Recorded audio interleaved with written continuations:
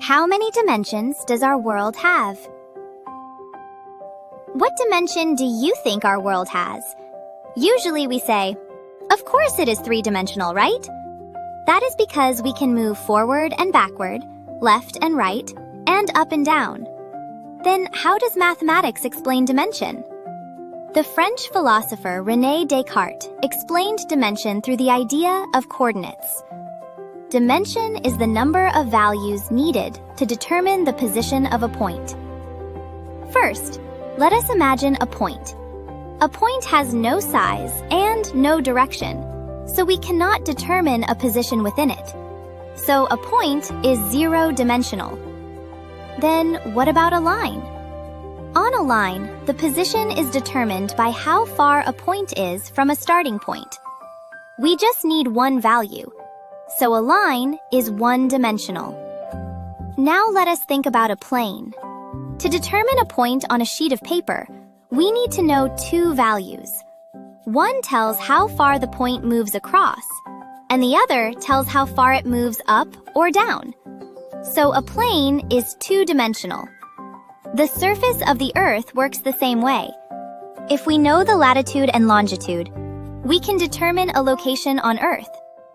Then what about the space where we live? Our space has three axes. It is easier to understand if we think about a ship and an airplane. We can locate a ship on the sea if we know its latitude and longitude. But airplanes are different. Even with the same latitude and longitude, the position of the airplane changes depending on its height. Therefore, to figure out the position of an airplane, we need latitude, longitude, and height. This is the three-dimensional space where we live. The relationship between two dimensions and three dimensions becomes easier to understand if we think about a solid and its shadow. When light shines on a solid, a shadow appears on a plane. When light shines on a sphere, a circle or an oval appears. When light shines on a regular hexahedron, the shadow may appear as a square or a rectangle. But just because the shadow is a circle, it does not mean the solid is a sphere. This is because a cylinder or a cone can also have a circular shadow depending on the direction of the light. In mathematics, representing a higher dimensional object in a lower dimension like this is called projection. A projection does not show all the information, but it often reveals important features.